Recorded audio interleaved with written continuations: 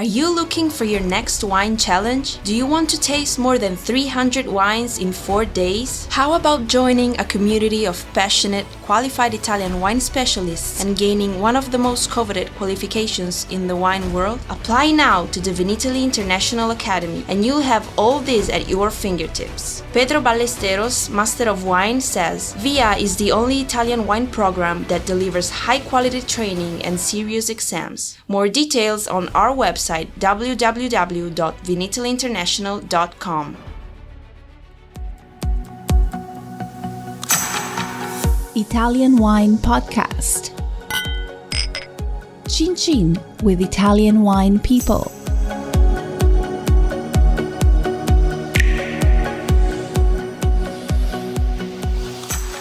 Hello, this is the Italian Wine Podcast with me, Monty Waldin. My guest today is Jonas Röjerman, Master of Wine.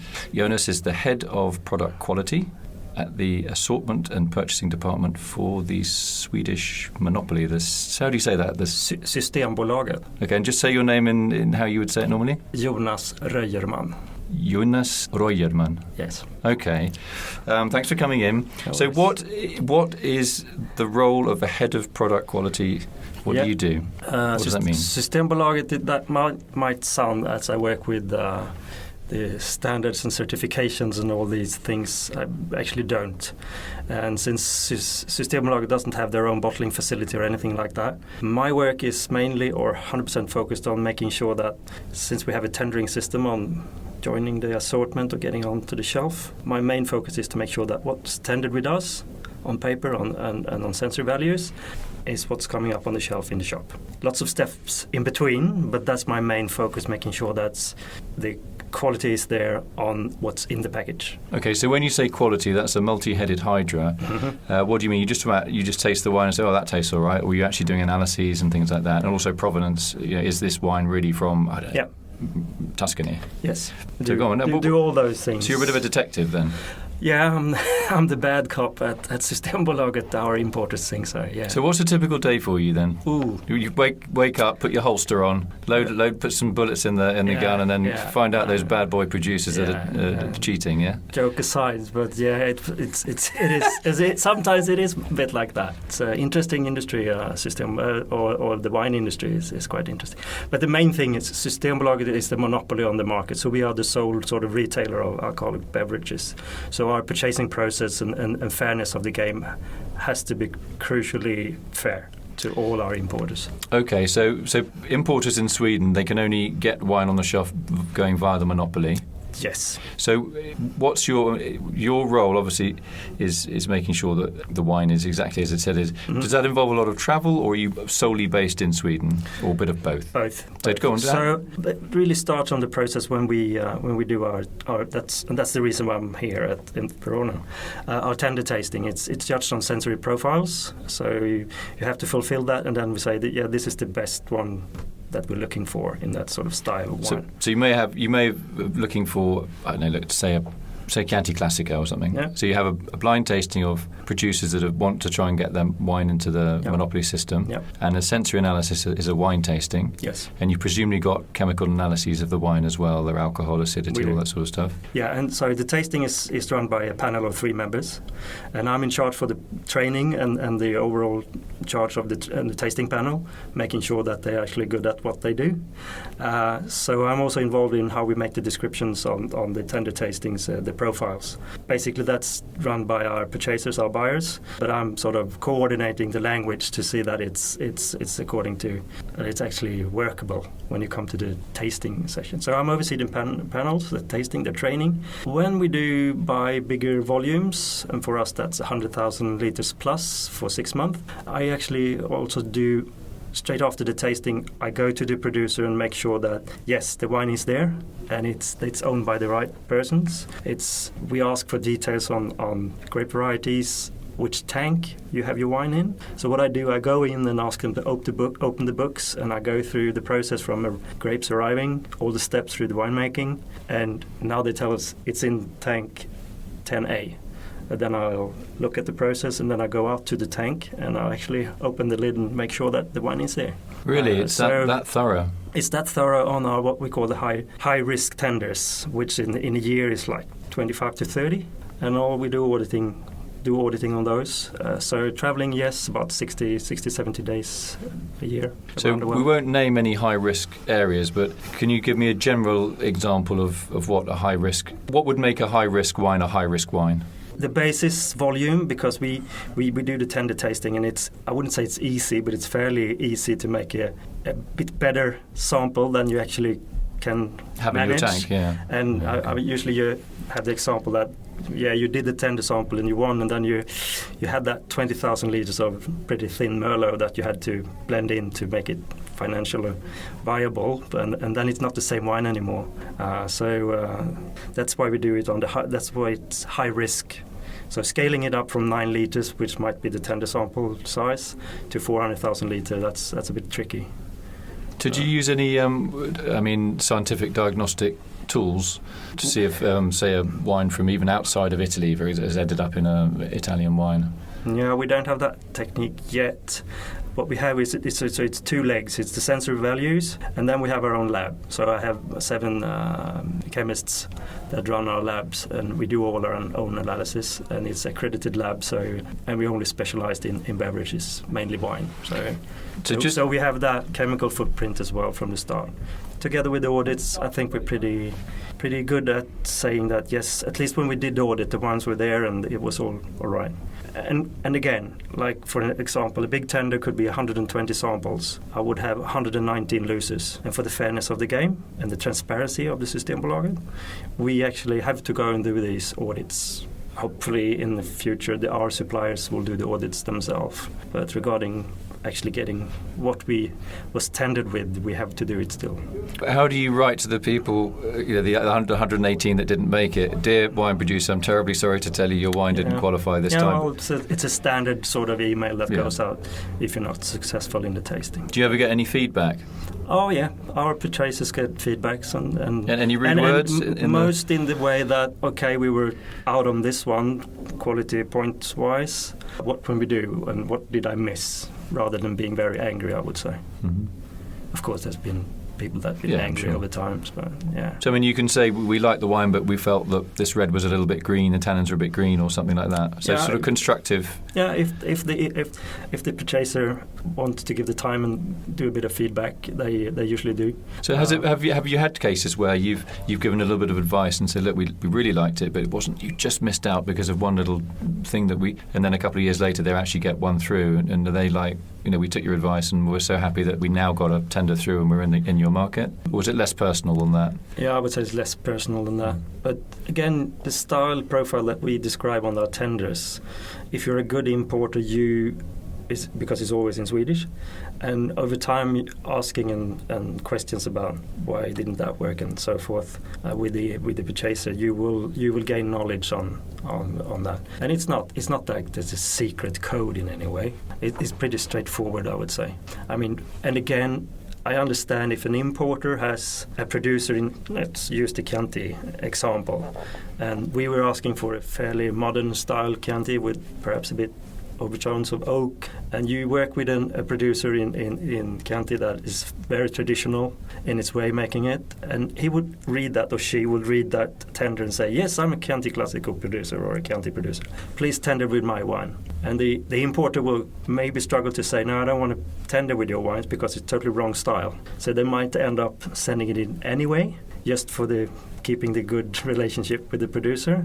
And then we taste it, and that's 2 sniff and a sip, and we'll say this is not what we're looking for, so it will score badly. And sadly enough, that producer will have that feedback. No, it didn't work. Yeah, we did tell you. In the description. Yeah. So that sometimes happens, and I can understand that producer gets a bit annoyed by that. Well, they were told though. If you give us a slightly old style oaky wine that's quite evolved, we want something that's fresh and fruity, and you send it in and it doesn't get through. So well, look, we did tell you. It's not like we didn't.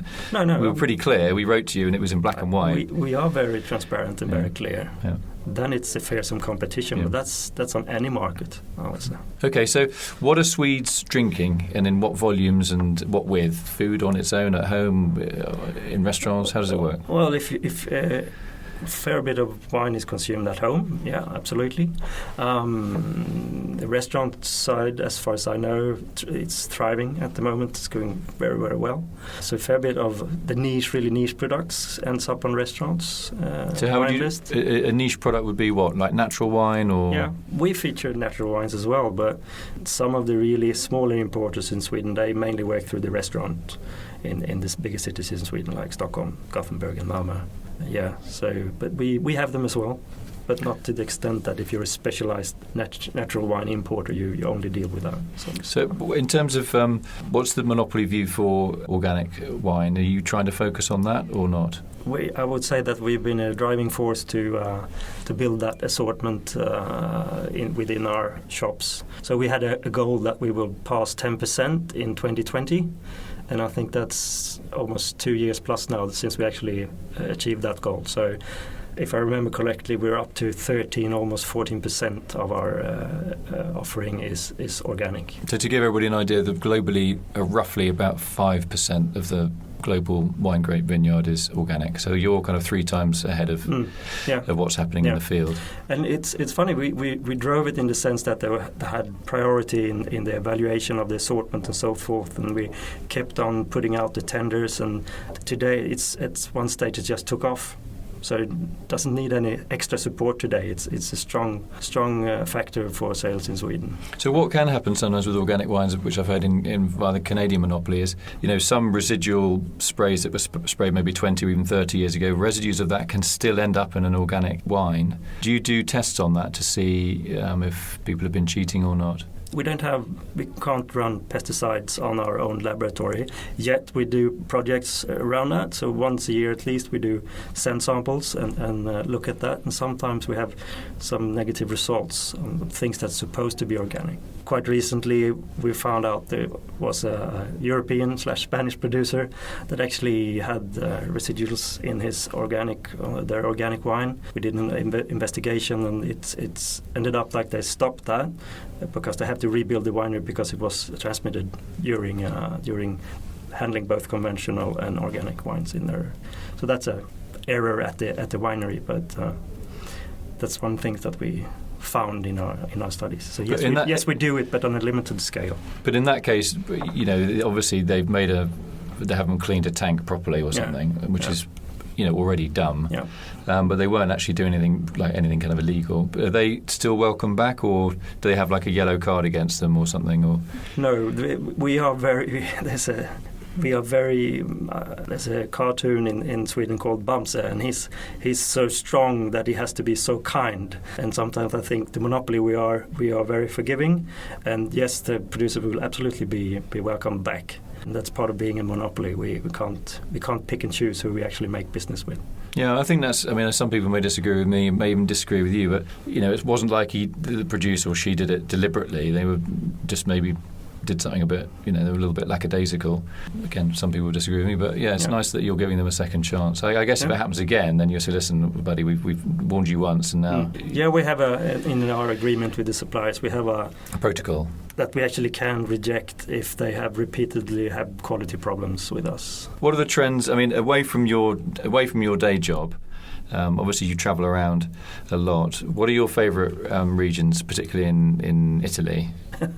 Don't worry, you won't get marked on this. Just like you like what places that you like physically, as in the landscape or the wine styles. You as a consumer, just a normal regular guy. Well, I'm not. I'm not a regular just guy. Just pretend that you are. No, I'm hard to pretend that. Yeah, Italy. I've seen a bit too little of the southern parts of Italy. I would say they don't get on to be part of my judgment. But of course, I like many others, love the Piemonte and the picturesque Barolo and that part of the world. It's pretty amazing, actually. So when you're at home and you happen to have a bottle of Barolo or Barbaresco on the table, what is a local dish that your favourite sort of dish with the family? Then I would ask my wife to make a risotto, of course. Risotto, okay. Risotto with chanterelles. With a little bit with chanterelles? Yeah.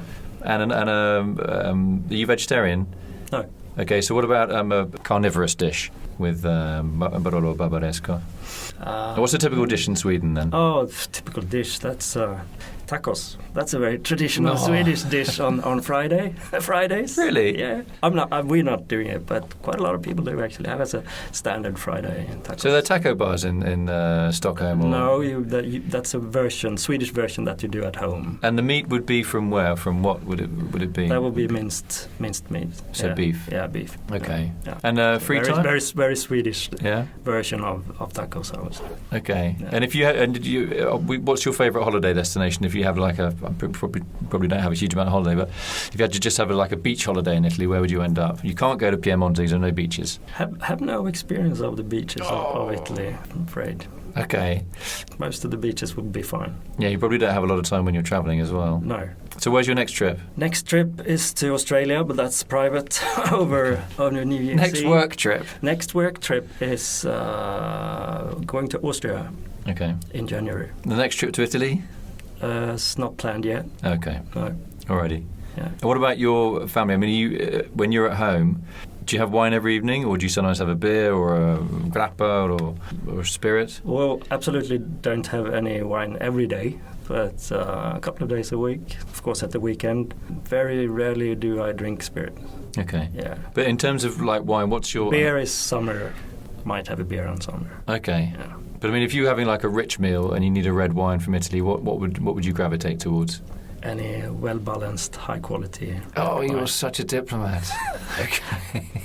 Has to be, yeah. Okay. All right, I'm going to see if I can pronounce your name properly again. Yeah. I want to say thanks to my guest today, Jonas Röjerman, Master of Wine, Head of Product Quality, Assortment and Purchasing Department from Sweden, the monopoly system Systembolaget. Systembolaget. And thanks for coming in.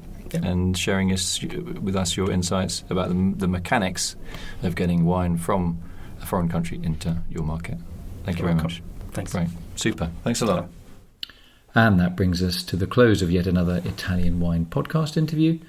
Before we conclude, we'll check in with Vinitaly International Academy Chief Scientist Attilio Scienza for our segment, Everybody Needs a Bit of Scienza. Via community, please send in your questions for the professor to answer on air.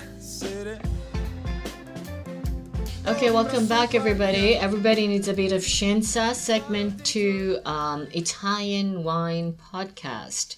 So this is when we get a question from the VIA community, and we ask Professore, our Chief Scientist, Attilio Scienza, directly. So today we have a very long-winded question from, non è questo, Franco Zhang, from China. I forget what part of China he's from. Italian wine promotion and education in China.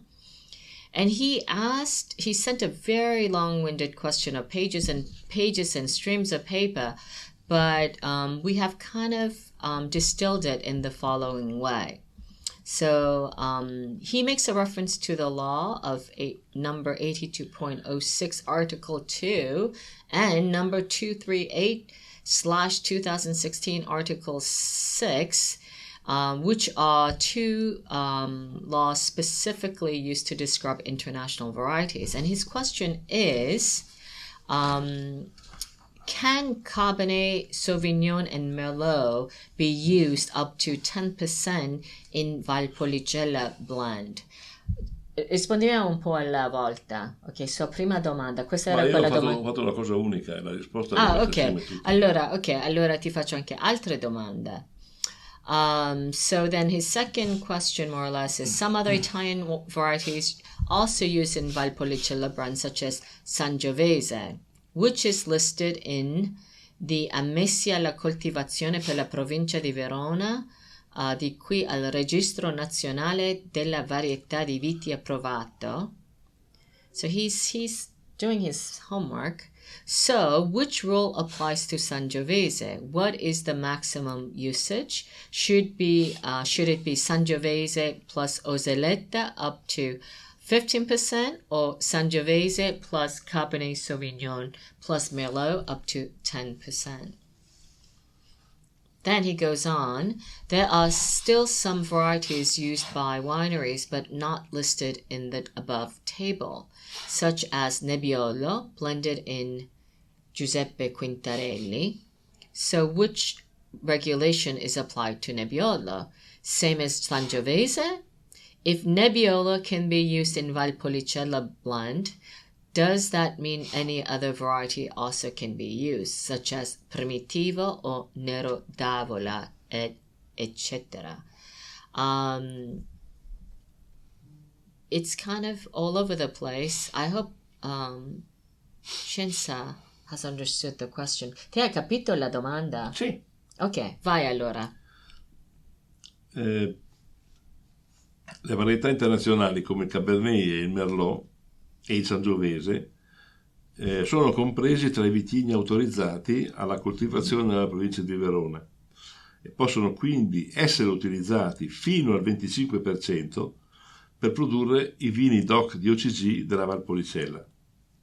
L'ultima modifica disciplinare è della fine del 2019, che ha soprattutto modificato i rapporti tra la percentuale di corvina e di corvinone.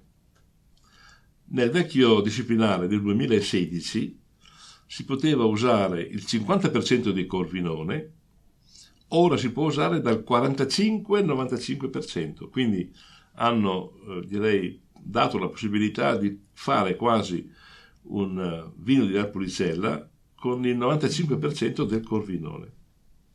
Perché questa modifica? Perché ci si chiede come mai improvvisamente, dopo tantissimo tempo in cui era la corvina il vitigno, direi, ideale per fare il corvinone, per fare l'amarone, per la sua capacità di esprimere dei geni durante l'appassimento, dei geni di qualità durante l'appassimento, caratteristica che non hanno molti vitigni, solo la corvina, ma anche il corvinone che è imparentato con la corvina ce l'ha. Beh, la modifica è stata data in parte dal cambio climatico.